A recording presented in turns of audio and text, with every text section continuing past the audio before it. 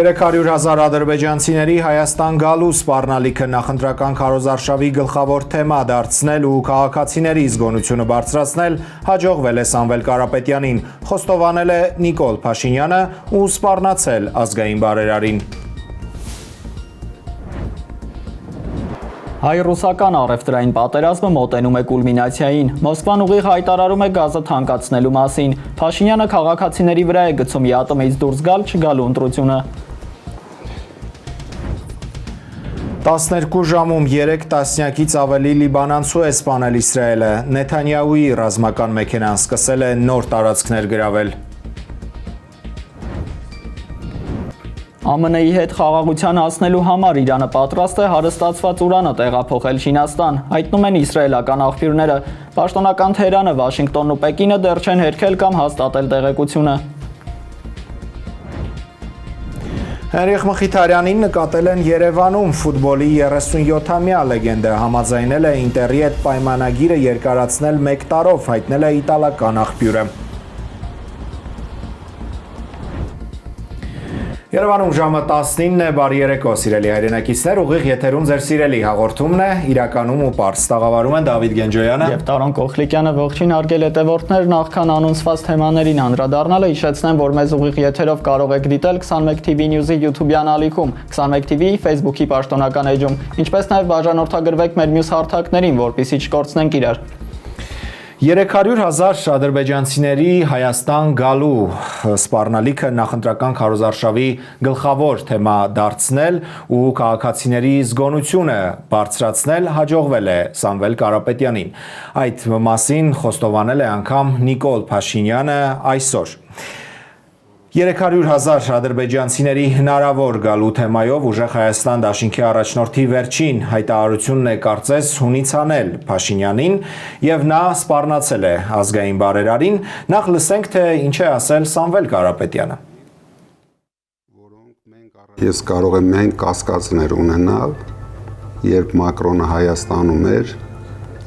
ինձ թվում է Փաշինյանը խնդրել է Մակրոնին, որ իր շեֆի հետ խոսի, Մակրոնը խնդրել է Ալիևին, որ 300,000 ադրբեջանցիների շարժը դեպի Հայաստան միջև ընտրությունները կանգնեցնի, բայց ես չեմ կարող կոնկրետ տեղեկություն ունենալ, հաջողվել է Մակրոնին, թե մենք սյուրպրիզներ ունենալու ենք։ Սրան ի պատասխան, ինչպես արդեն նշեցի, Փաշինյանը այսօր սպառնացել է ազգային բարերարին, ասել, որ ազատազրկելու է նրան վերընտրվելու դեպքում։ Լսենք։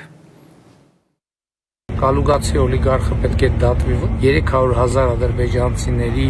վերադարձի գոյություն չունեցող թեման Հայաստանի ներքաղաքական օրակարգ մրցնելու փորձերի համար։ Հետաքրքիր է նման ինչ-որ հոդված կա, որով կարելի է մարդկանց միտք արտահայտելու համար ուղղակի նստեցնել, թե ուղղակի սա հերթական սպառնալիքներն են։ Փաշինյանը դա այնտեղ մի շարք մեղադրանքներ է հնչեցնում Սամվել Կարապետյանի հասցեին, միևնույն ժամանակ ասելով, որ նաև նրան ազատազրկելու է նաև այս հայտարարության համար, որը ըստ Փաշինյանի սուտ է։ Բայց մենք Հայաստանի քաղաքացիներս, ովքեր 8 տարի շարունակ ապրում ենք նրա իշխանության ներքո, ինչ առիթ ունենք հավատալու Նիկոլ Փաշինյանին, ինչ հիմք ունենք հավատալու Նիկոլ Փաշինյանին, օրինակ Newsem-ի մեր գործընկերները հայտնաբերել են 2021 թվականի նախընտրական քարոզարշավի ժամանակ Նիկոլ Փաշինյանի խոստումները, որոնք նա տվել է քաղաքացիների առջև ելույթ ունենալիս ու պարզել ենք, որ այդ խոստումների գրեթե մեծամասնությունը իրականություն չեն դարձել, մասնավորապես օրինակ խոսքը Արցախի հարցի մասին էր, նա խոստացել էր, որ խաղաղության դարաշրջանը բացելու է Արցախի հարցը հաշվի առնելով եւ ոչ Արցախի հաշվին։ Առաջարկում լսենք օրինակ Փաշինյանի այդ հայտարարությունը։ Մեզ համար մեծագույն խնդիր է Հայաստանի համար խաղաղ զարգացման դարաշրջան ստեղծելը, բացելը, բայց իհարկե դա չի նշանակում, թե Հայաստանի եւ Արցախի շահերը կարող են զոհաբերվել այդ նպատակի համար։ Եթե սահմանի դեմարկացիայի, դելիմիտացիայի հարցը սկսած, ուրեմն Ղարաբաղի հարցը փակված է։ Ոչ եւ երիցս ոչ։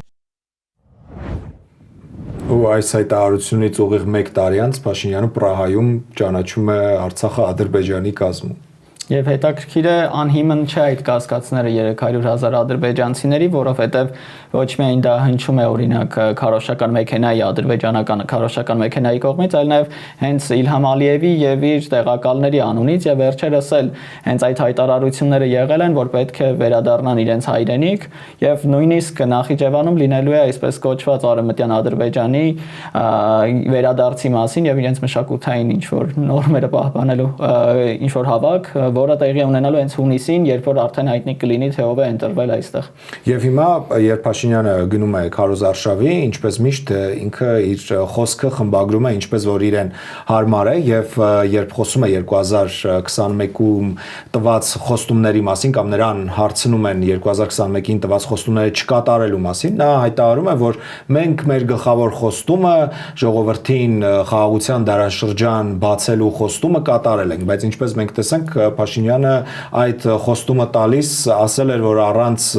Արցախի շահերը հաշվի առնելու չի բացելու խաղաղության դարաշրջան, այնինչ մենք այսօր ունենք հայաթափված 100%-ով հայաթափված օկուպացված Արցախ։ Կարծես թե շարժվում են արդյունքը արդարացնում է միջոցները քաղաքականությամբ եւ ուղղակի մի կետը կատարելով արդարացնում են այս ընթացքում տեղի ունեցած մեր կորուստները եւ հետաքրքիր է նաեւ որ եթե դելիմիտացիայի մասին էր խոսք գնում, ապա ինչպես սկսվեց այդ ժամանակ, այդպես էլ կանգ է առել, մենք չենք տեսնում, որ այն ավարտվել է արդեն քանի տարի անցել, 5 տարի արդեն անցել է այդ ժամանակից եւ ընդհանրեն այդ հատվածը, որտեղ մենք զիջումների գնով կարողացանք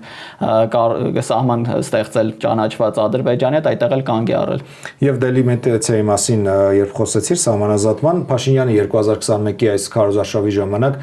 հայտարարում էր, թե ինքը ջերմուկում ադրբեջանցիների, թուրքերի իր բառերով չի տեսնում, առաջարկում եմ լսենք այդ հատվածը։ Ընդդիմությունը բան էր արել, գրառումներ էր արել, հայտարարում էր, թե բան են, թուրքերը եկել են ջերմուկի գլխին են նստած, ասում ես հյուրանոցների բաները, բրոնյաները համատարած հետ էին տվել։ Ուր է այնտեղ թուրք։ Ավելի 4 տարի ադրբեջանական զորքերը տեղակայված են ամրացել են Հայաստանի ինքնիշխան տարածքում հենց ջերմուկի սարերում ու քաղաքից ես ինքս երբեք այս ընթացքում չեմ եղել ջերմուկում, բայց գնացողները ասում են, որ անզեն աչքով հնարավոր է տեսնել ադրբեջանական դիրքերը։ Եվ եւս մեկ անգամ իջեցնեմ, սա այն զորքն է, որը պետք է սովածանար եւ հեռանար ընդամենը։ Այո, ինչպես մեզ խոստացել էր մեր գլխավոր շտաբի պետը։ Այո, շատ հետաքրքիր է, բովանդակալից պատասխաններ հնչեցվել, ապա երբ որ լրագրողները հարցրել էին ինչու չեն գնացել, միանգամից ինքնապաշտպանական հարձակմաններին դիմել եւ ասել ինչ եք ուզում գնամ զենքով եւ թե ինչով հեռացնեմ, սակայն դա եթե հայտարարում է պաշտպանության ոլորտում գտնվող պաշտոնյան, դա ուղղակի զարմանալի է։ Եվ Փաշինյանի նախընտրական քարոզչության շրջանում տված խոստումները չկատարելու մասով եւ նրա խոսքը ընդհանրապես արդյոք վստահություն ներշնչում է թե ոչ, վերաբերվում է ոչ միայն անվտանգային հարցերին, այլև օրինակ տնտեսությանը, սոցիալական վիճակին, մասնավորապես Փաշինյանը խոստացել էր, որ մինչև 2026 թվականը Հայաստանում պետք է կառուցվի 17 ջրամբար։ Առաջարկում հիշենք, թե որոնք էին այդ ջրամբարները ըստ Փաշինյանի, որոնք պետք է կառուցվեին։ Մինչև 2023 թվականը Գեղարքունիքի մարզում ավարտելու ենք Արգիճի ջրամբարի կառուցման նախագծային փաստաթղթի կազմումը եւ սկսելու ենք ջրամբարի կառուցման աշխատանքները։ Մինչև 2023 թվականը ավարտելու ենք Գեղարքունիքի մարզում Աստղաձորի ջրամբարի կառուցման նախագծային փաստաթղթերի կազմումը եւ սկսելու ենք ջրամբարի կառուցման աշխատանքները։ Նախագծելու եւ սկսելու ենք Քասախի ջրամբարի կառուցումը։ Նախագծելու եւ սկսելու ենք Շիրակի մարզում Արթիկի ջրամբարի կառուցումը։ նախագծելու եւ սկսելու ենք Տավուշի մարզում Կողբի ջրամբարի կառուցումը, նախագծելու եւ սկսելու ենք Սյունիքի մարզում Խնձորեսկի ջրամբարի կառուցումը։ Դավիթ, կարող ես գուշակել, թե 17 ջրամբարներից քանիսն է արդեն կառուցվել։ Իսկ դա նոր ջրամբարներ էր, թե Այո, 0-ից կառուցվող ջրամբարներ պետք է լինեն։ Դժվարանում եմ պատասխանել։ Մեկը, երկուսը։ Հուսամ գոնե մեկը կառուցվել է։ Դավիթ, հիասթափեցնելու եմ քեզ, ոչ մեկը 17-ից չի կառուցվել եւ միայն Կապսի ջրամբարի շինարարություններ սկսվել, բայց այն դադարեցվել է այս պահին։ Իսկ հետաքրքիր է վերակառուցելու մասին որևէ խոսույթ եղել է, օրինակ մենք նշում ենք, որ կառուցելու ենք ջրամբարներ, սակայն հիմնականում դա Սովետ միության ժամանակ կամ կիսատ թողված այդ կառույցները վերականգնելու մասին է խոսքը, ինչպես նաև երբ որ հայտարարում ենք մանկապարտեզների եւ դպրոցների մասին, հիմնականում վերանորոգում ենք, ոչ թե կառուցում ենք, դա փոքրինչ կամ վրիպում է կամ նպատակային է դա իրականացվում, հուսանք, որ գոնե այս անգամ կտեսնենք այնպիսի իշխանություն, որը կկատարի իր խոստումները։ Վերադառնանք Փաշինյանի այս անգամ արդեն սոցիալական ոլորտին վերաբերող խոստումներին, մասնավորապես նա 2021-ին մեզ խոստացել էր, որ գործազրկությունը առաջիկա 5 տարում, այսինքն մինչև 2026 թվականը պետք է իջեցնել 10%-ից ցածր եւ կրկնակի նվազեցնել աղքատությունը։ Իրականում գործազրկությունը նվազել է ընդամենը 2%-ով, 15-ից դառնալով 13%, իսկ աղքատությունը 26.5%-ից հասել է 21.7%-ի, բավական հեռու է կրկնակի կրճատելու Փաշինյանի խոստումից։ Եվ այստեղ միանգամից այդ հարցն է գալիս, արդյոք պետք է նորից հավատալ մարդու, ով մեր անվտանգային շահերից սկսած մինչև տնտեսական, սոցիալական հարցեր կարող է խոստանալ մի բան եւ կատարել դրա ճիշտ հակառակը կամ ընդհանրապես չկատարել կամ կիսով չափ, կիսատ-պռատ կատարել։ Պետք չէ հավատալ որևէ մեկին, պետք է նայել աշխատանքին եւ ըստ այդմ որոշում կայացնել, կարող են մարդուն վստահել, իսկ հավատը մարդկային էություն չունի, առավել եւս քաղաքական գործիչները եւ տեսնում ենք օրինակներով, պետք է ուղղակի տեսնել քայլերը, արած գործողությունները, արած արտահայտությունները եւ դրանց տեր կանգնելը, ապա կայացնել որոշում, այդտեղ կարծես թե բարդ չէ ամեն բան։ Որոշում կայացնելու օրը հիշեցնենք, որ հունիսի 7-ն է, այդ օրը խորհրդարանական ընտրությունների օրն է եւ մեր քաղաքացիները պետք է ունենան անպայման ակտիվ մասնակցություն, ընտրական ակտիվությունը պետք է շատ բարձր լինի այդ օրը, որպեսզի Հայաստանում վերջապես քաղաքացին ձևավորի այնպիսի իշխանություն, որից չի հաստատվի 5, 6, 7 կամ 8 տարի հետո, ինչը որ մենք հիմա տեսնում ենք եւ հետեւում ենք այս քարոզարշավի ընթացքում եւ նաեւ ցավալի է, որ ոչ միայն գործող իշխանությունից է քաղաքացին հիասթափված, այլ ընդհանրապես նա հիասթափված է բոլոր այն իշխանություններից, որոնք մինչեւ այդ եղել են եւ նորերին, նոր խոստումներին եւ նոր քաղաքական գործիչներին շատ դժվար է հավատում եւ շատ դժվար է գալիս ու փորձում հասկանալ, թե ով ինչ ծրագիր է նրան առաջարկում, ով ինչ տեսակի ապագա է նրան առաջարկում եւ այստեղ իսկապես շատ մեծ պատասխանատվություն կա այն քաղաքական ուժի վրա, որը կհաղթի խորհրդարանական այս ընտրությունները, որովհետեւ սա կարծես թե լինելու է մեր բոլորիս համար վերջին հնարավորությունը ունենալ իսկապես մեր երազանքների Հայաստանը, մեր երազանքների պետություն։ Այո, հուսանք, որ մեծ թվով մարդիկ կգնան ընտրության եւ կկատարեն իրենց որոշումը եւ ընտրությունը, հետաքրքիր կլինի տեսնել վերջապես նոր ազգային ժողով նույն դեմքերին արդեն հոգնել ենք տեսնելուց եւ լավ կլինի տեսնենք թարմություն, որ արդեն որևէ առաջ գնալու բան եւ իմպուլս ունենանք գոնե խոսելու եւ քննարկելու, ոչ թե հերթական նախկին ներկա այդ խոսույթը կամ կապիտուլյանտ կամ եւ այլն, այսինքն այդ խոսույթը հոգնեցնում է եւ այդ իսկ պատճառով հասարակությունը չի կարողանում նոր որևէ ուժի ընդունել կամ այդպես հեշտությամբ ընդունել նրանց թե առաջարկները, թե որպես ուժ ընդունել, որպես արդեն կայացած կուսակցություն։ Այո, հունիսի 7 գնալ ընտրության։ Սա գլխավոր հաղորդագրությունն է, որ կարելի է այս օրերին փոխանցել մեզ հետևողներին, մեր քաղաքացիներին, իսկապես շատ կարևոր է եւ շատ վճռորոշ է բոլորիս համար այդ օրը եւ խորհրդարանական այս ընտրությունները։ Շարժվենք առաջ եւ մեր մյուս թեման, որը պակաս աղմկոտ չէ, վերաբերում է հայ-ռուսական նոր սկսվող պատերազմին, առևտրային պատերազմին, վայրկյաններ անց կխոսենք։ Հայ-ռուսական առևտրային պատերազմ է սկսվում ավելի քան 10 օր Լարսի անցակետում մնացած հայ վարորդներն ու հազարավոր տոննաբեռները ռուսական կողմը տարբեր պատճառաբանություններով թույլ չի տալիս անցկացնել։ Հայաստանի կառավարությունը, որ ակտիվ զբաղված է քարոզչական աշխատանքներով, քարոզչությամբ գրեթե փորձում է չնկատելու տալ այս խնդիրները, իսկ ուղիղ հարցերի դեպքում փորձում շրջանցել դրանք, հավաստիացնել, որ որևէ տեսակի քաղաքական խնդիրներ չկան եւ նման հարցեր իրենց իշխանության տարիներին Ռուսաստանի հետ եղել են եւ հարթվել են եւ առաջ են անցել, բայց կարծես թե այս անգամ Ռուսաստանը, Մոսկվան, պաշտոնական Մոսկվան շատ լուրջ է տրամադրված եւ մենք արդեն իմացանք այսօր, որ Ռուսաստանը նամակ է ուղարկել Հայաստանի կառավարությանը, մասնավորապես գազը թանկացնելու վերաբերյալ, բնական գազի գինը բարձրացնելու վերաբերյալ Պուտինի խոսնակը հայտարարել էր, որ սուբսիդիան, որը կատարվում է Հայաստանի համար, դա Ռուսաստանի պետբյուջեից է կատարվում, այսինքն այդ արտոնությունը գազի գնի, որը տրվել է Հայաստանին, դա Ռուսաստանի հաշվին է տրվել, եւ եթե Հայաստանը որոշի շարունակել իր ճանապարհը դեպի Եվրամիություն, ապա նրանք միանշանակ պետք է վերանայեն գազի գինը եւ Փաշինյանը այսօր վերջապես արձագանքել է այս խոսույթին Մոսկվայի եւ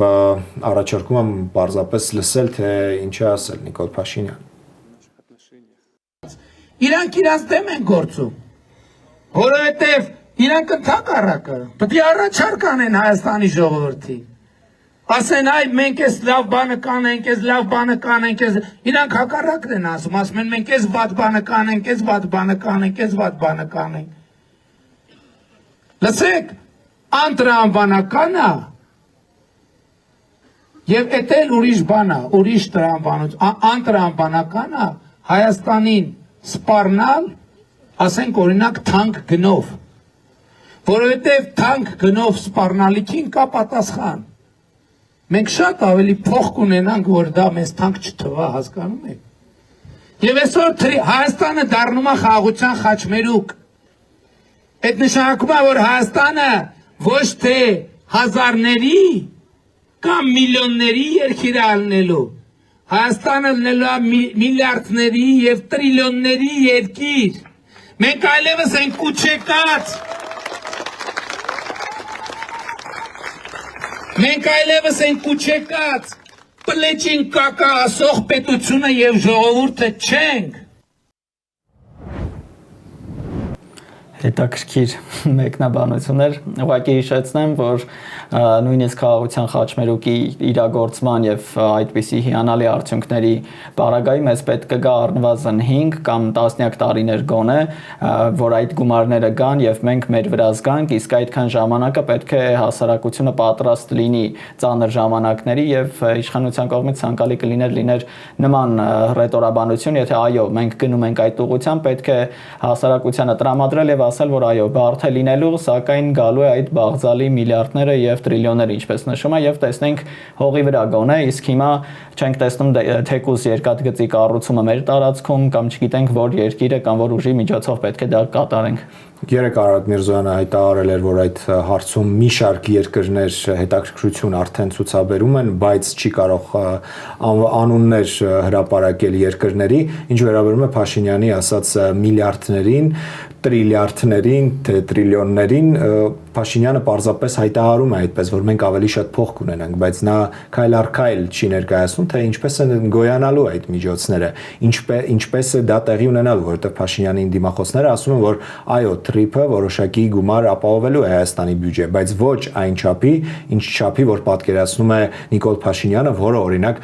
կարող է մեղմել, եթե Ռուսաստանը գազի գինը որոշի բարձրացնել եւ հասցնել այն աստիճանի, այն մակարդակի, ինչ մակարդակի, որ օրինակ նա հիմա վաճառում է երրորդ երկրներին, մասնավորապես Եվրամիության անդամ պետություններին։ Հետևաբար ուղակի հայտարարելը, որ թող մեզ չվախեցնեն գին բարձրացնելով թանկ գներով, որովհետեւ մենք ունենալու ենք շատ փող ու չասել, թե որտեղից ենք ունենալու մնալու այդ շատ փողը, իսկ մենք գիտենք, որ Նիկոլ Փաշինյանի իշխանության 8 տարիներին մեր պետական պարտքը հասել է 15.4 միլիարդ դոլարի եւ դեռևս հայտնի չի թե ինչպես ենք մենք այդ պետական պարտքը մարելու, սա ավելի քան պոպուլիզմ է ուղղակի։ Ուղղակի հիշեցնեմ, որ մենք Ռուսաստանից 1000 խորանարդ մետրի համար վճարում ենք, Ռուսաստանին վճարում ենք $170 չափով գումար, որը որոշ հարկերից հետո հնարավոր է հասնի $200 կամ $220, իսկ երրորդ երկրին նրանք վճարում են $400-ից $600, այսինքն կրկնակից մինչև եռակի աճ կարող է լինել, եւ որպեսզի ավելի պատկերավոր լինի Ռուսաստանի հետ, եթե այժմ լինի նման կոնֆլիկտ, մեր վրա մենք զգալու ենք դա հենց մեկ շաբաթվա, մեկ ամսվա ընթացքում այդ գնաճը, իսկ խոստացված թրիփից կամ խաղաղության խաչմերուկից եկած գումարները առնվազն տասնամյակներ են պետք, եւ ուղղակի պետք է հասարակությունը կարողանա գոյատևել այդ ժամանակահատվածը, որպեսզի ստանա այդ բաղձալի արդյունքը։ Այո, այլընտրանքային տարբերակներ կարծես թե այս պահին գետնի վրա մենք չունենք տեսականորեն, այո, դա ինչպես ԿՊԱ-ականներն են մեզ խոստանում, կարող է լինել Իրանը, իրանական գազը, կարող է լինել այսպես կոչված ադրբեջանական գազը, որի մի մասը մենք գիտենք, որ հենց ռուսական գազն է, կարող է դա լինել, տեսականորեն հնարավոր է, բայց թե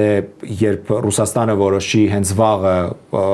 գազի գինը թանկացնել, մենք ինչպես ենք փորձելու այլընտրանքային տարբերակներ արագ գտնել այս իշխանության ուրեմն ներքո, շատ իսկապես աղոտ է, մշուշոտ է եւ հասկանալի չէ, որևէ պարզ բացատրություն դրան չկա եւ այսօր շատ Փաշինյանը իրեն հավատարիմ մնալով եւս մի հայտարարություն է արել, մասնավորապես մենք գիտենք, որ Ռուսաստանը անընդհատ Հայաստանին հիշեցնում է, որ պետք է արագ ընտրել, մնում են ԵԱՏՄ կազմում, թե դուրս են գալիս եւ գնում են Եվրամիության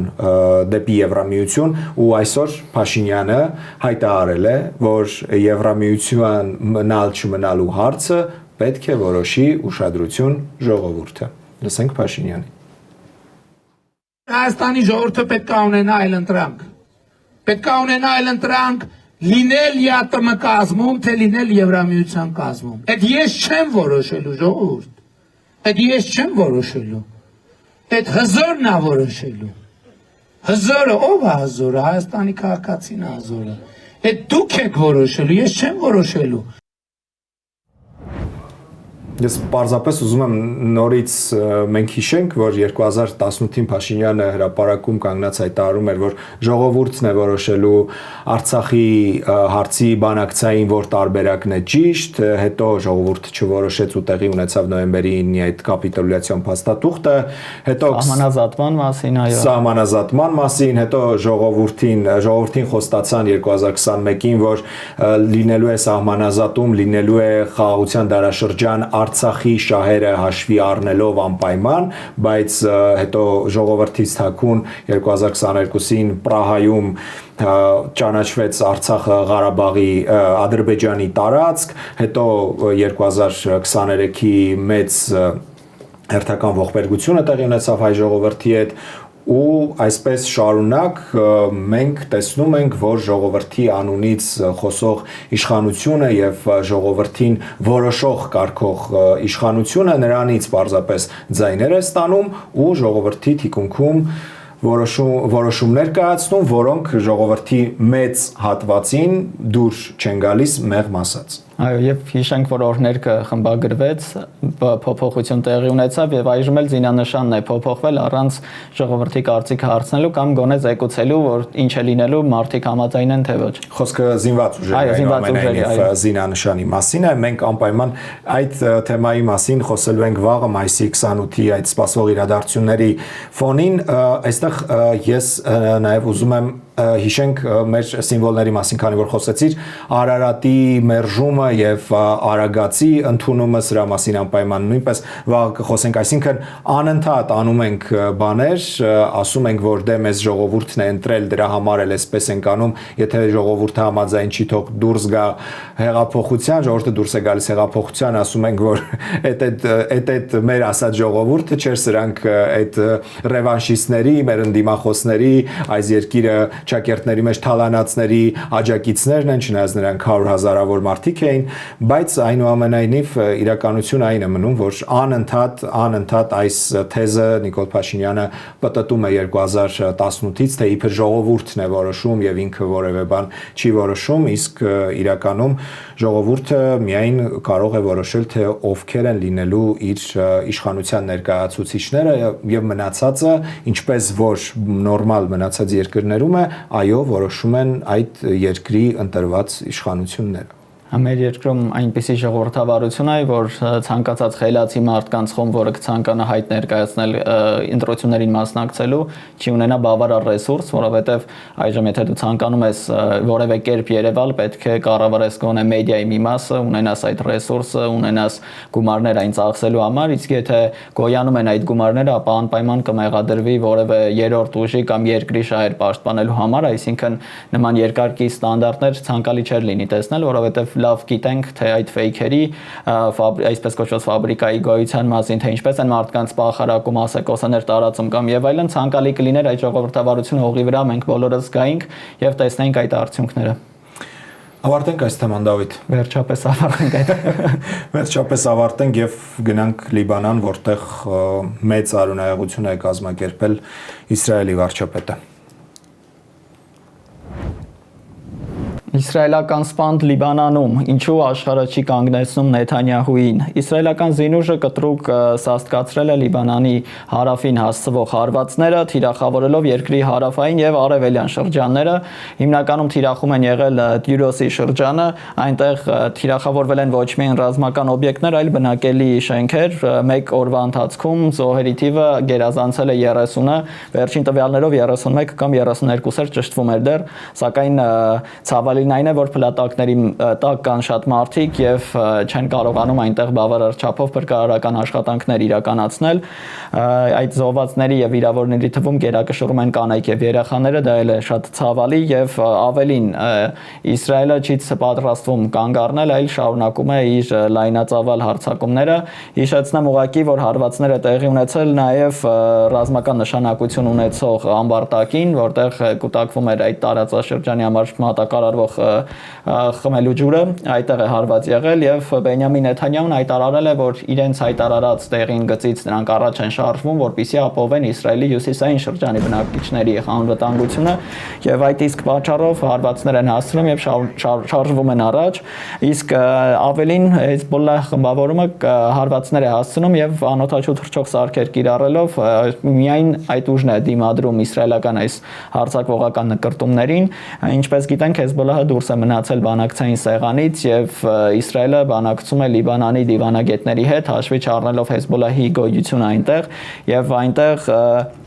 ընդհանուր զոհերի թիվը Լիբանանի տարածքում գերազանցել է 3200-ը արդեն, կարծես թե 3100-ներ արդեն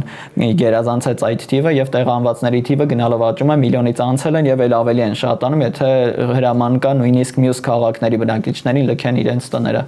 Ես ուզում եմ խոսենք դեղին գծի մասին, որովհետև ապրիլին, երբ սկսում էր Նեթանյահուն այս ռազմական գործողությունները, նա հայտարարում էր, որ իրեն պետք է բուֆերային գոտի, անվտանգության գոտի, կրկին Իսրայելի հյուսային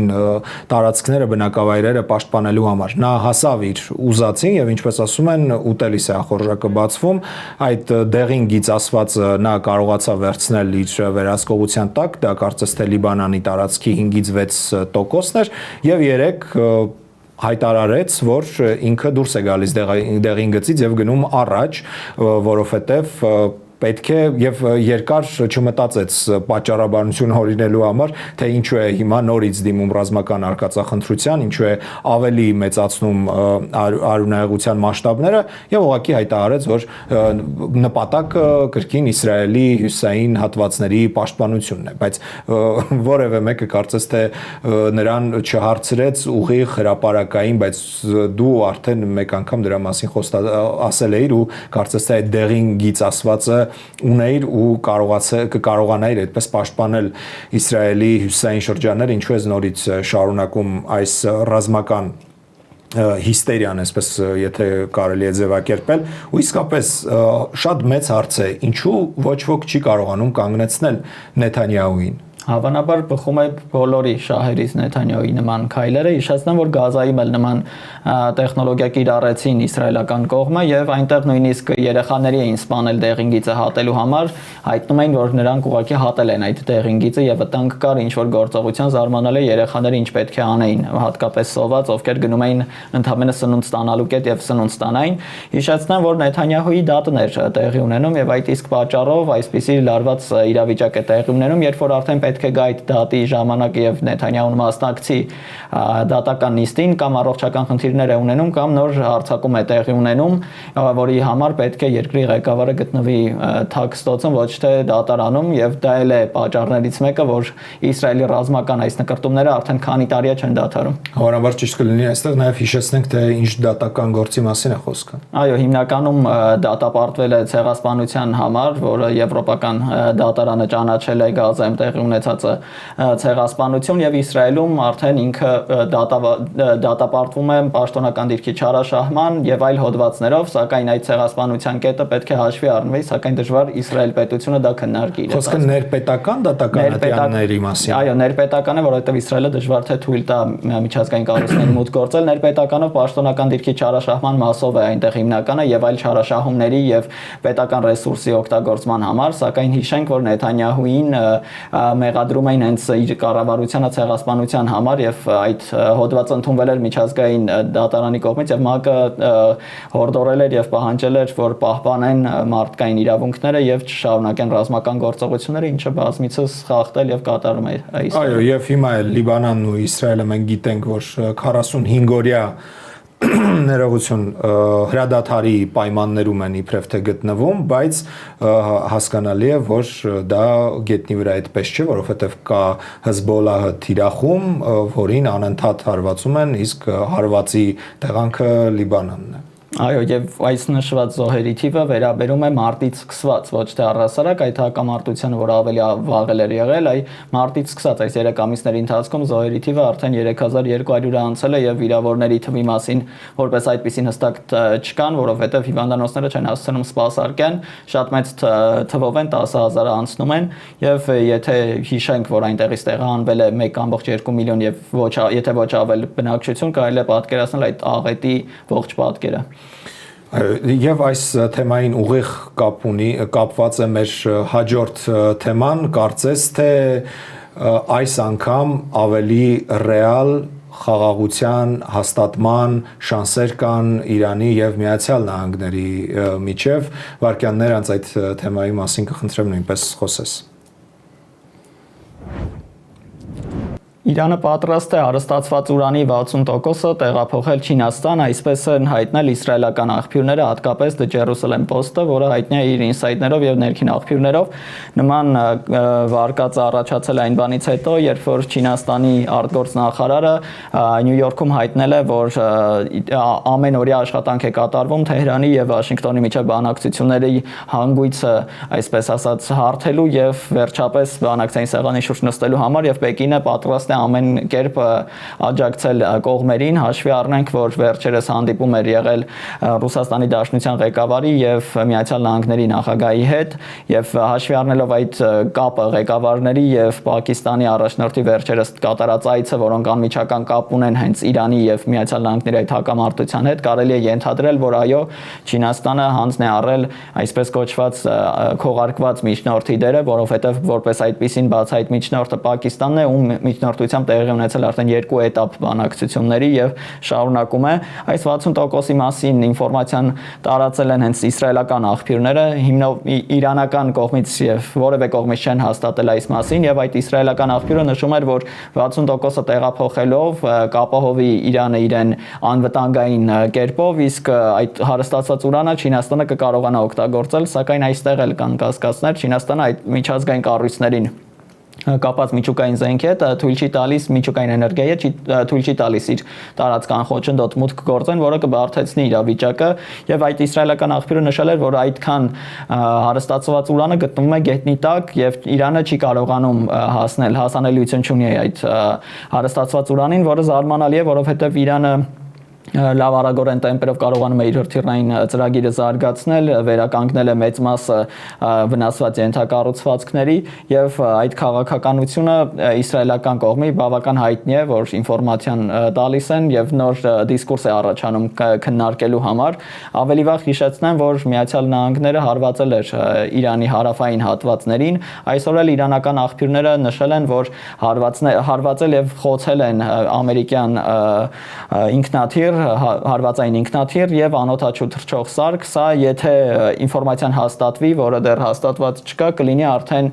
ռեկորդային քանակով նման տեխնիկայի խոցում, որովհետեւ F-35 տիպի ինքնաթիռները մինչեւ Իրանի հետ հակամարտությունը համարվում էին անխոցելի հակաօդային պաշտպանության համար։ Եթե հիշենք ավելի վաղ, որ Միացյալ Նահանգները հայտնում էր, որ Իրանի օդը բաց է իրենց համար եւ իրենք ինչ ցանկանան կկատարեն, եւ եթե տեսնում ենք այս պատկերը, որ կարողանում են խոցել ամերիկյան այս գերժամանակակից կործանիչները, ապա իրավիճակը այդքան էլ այնպես չէ, ինչպես մեզ ներկայացնում են։ Ես պարզապես քո ասացին ուզում եմ ավելացնել եւ հիշեցնել, որ Իրանի հարստացված ուրանը իր տարածք տեղափոխել պատրաստ էր նաեւ Ռուսաստանը եւ ամենաբարձր մակարդակով այդ մասին հայտարարություններ եղել էր Մոսկվայից, սակայն Իրանը կարծես թե մերժել էր այդ առաջարկները, բայց Չինաստանի դեպքում կարծես թե ավելի մեծ է հավանականությունը, հաշվի առնելով, որ վերջերս այնտեղ էր ԱՄՆ նախագահը, հետո գնաց Ռուսաստանի նախագահը, Չինաստան, հետո նաև Պակիստանի վարչապետն էր Չինաստանում եւ հանդիպել էր Սի Ցինպինի հետ։ Իսկ մենք գիտենք, որ Պակիստանը ԱՄՆ-Իրան բանակցությունների գլխավոր միջնորդներից է համարվում, այնպես որ Չինաստան տեղափոխելու հարստացված ուրանի տարբերակը կարծես թե ավելի ռեալ է ու իսկապես դա գուցե եւ բերի այն հնարավորությանը, որ հակամարտող կողմերը կարողանան նստել բանակցությունների, հաշվի առնելով, որ դա ամենամեծ չլուծվող հարցերից մեկն էր, որը կար բանակցությունների սեղանին։ Հավելում նշեմ, որ իրանական պաշտոնյաները նշել էին, իրանցի պաշտոնյաները նշել էին, որ նրանք քննարկում են Օմանի հետ Հորմուզի նեղուցի անցման կարգը եւ որպես դրան հավելում նշել էին, որ եթե Միացյալ Նահանգների հետ վերջապես կարողանան ձեռք բերել այդ համաձայնությունը, ապա կարող են նրանք որպես 60 օրվա ընթացքում բացել Հորմուզի նեղուցը, ԱՄՆ-ն պետք է ապաշրջափակի Իրանի տարածքը, չեղարկի այն պատժամիջոցները, որը կիրառել է Իրանի վրա եւ ապա այդ պարագայում կկարողանան քննարկել մյուս հարցերը, հետաքրքիր է այս ամենը, որովհետև մի կողմից հայտնում են, որ Օմանի հետ պետք է նրանք կառավարեն Հորմուզի նեղուցը եւ սահմանում են կարգեր, մյուս կողմից նշում են, որ պատրաստ են բացել դա։ Չգիտեմ, սա դիվանագիտական հնարք է, թե վերջի վերջո հանգույցը կարծես թե պարզվում է եւ գալիս ենք ինչ-որ արդյունքի։ Կարծում եմ, որ առաջիկա օրերին հավանաբար այս թեմայով նույնպես կունենանք համենայն դեպս Պեկինից, Վաշինգտոնից կամ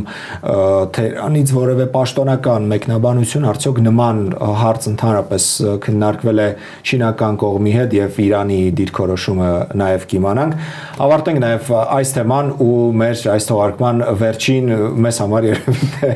ամենաուրախալի թեման մեր Հենրիխ Մխիթարյանին այսօր նկատել են Երևանի փողոցներում կադրերը վայրկյաններ անց։ Եվ այսպես Հենրիխ Մխիթարյանին Երևանում այսօր նկատել են, Ֆակտոր AM-ն է հրապարակել այդ կադրերը, որոնք հիմա այժմ ձեր էկրաններին են, մենք տեսնում ենք, որ Մխիթարյանը մայթն է անցնում եւ քաղաքում ինչ-որ ուղղությամբ գնում։ Հետաքրքիր է, երբ այս կադրերը տեսանք, առաջին արձագանքը այն է, որ արդյոք կարող է ֆուտբոլի հայ լեգենդը այսպես հանգիստ քայլել Երևանի փողոցով ու որևէ մեկը նրան չմոտենա, չխոսի, չցանկանա լուսանկարվել, կարծում եմ, որ մարդիկ էլ երևի շատ շոկի մեջ են հայտնվել եւ Մխիթարյանն տեսել են ու մեզ նման առաջին անգամ առաջին ակնթարթից տեսնելիս միմյանց հարցրել են կամ իրենց են հարցրել, արդյոք ինքը ճիշտ տեսավ, սա հաստատ Մխիթարյանն էր թե ոչ, ու միաժամանակ մենք Իտալիայից տեղեկություններ էինք ստանում այսօր առավոտվանից, որ Մխիթարյանը Ինտերի հետ եկել է վերջնական համաձայնության եւ 1 տարով Միլանյան ակումբի հետ որոշել է պայմանագիրը երկարաձգել։ Այո, շատ հայտնի ինսայդեր լրագրող Ֆաբրիցիո Ռոմանոն է այդ մասին գրել եւ նշել է, որ դետալները պետք է դեռ քննարկվեն եւ ստորագրվեն, սակայն դա խնդիր չի ներկայացնում իրենից որպես այդպիսին եւ հատկանշական է, որ նույնիսկ նման հայտնի լրագրողները նշում էին, որ չնայած տարիքին դեռ շատ ուժեղ եւ լավ վիճակում է գտնվում Մխիթարյանը, շատ ուրախալի է մեզ համար նման ինֆորմացիան եւ որպես հավելում նշեմ, հետաքրքիր մեկնաբանություններ կար իտալական մամուլում, որ ասում է զարմանալի է թե ինչպես է նա ավարտել իր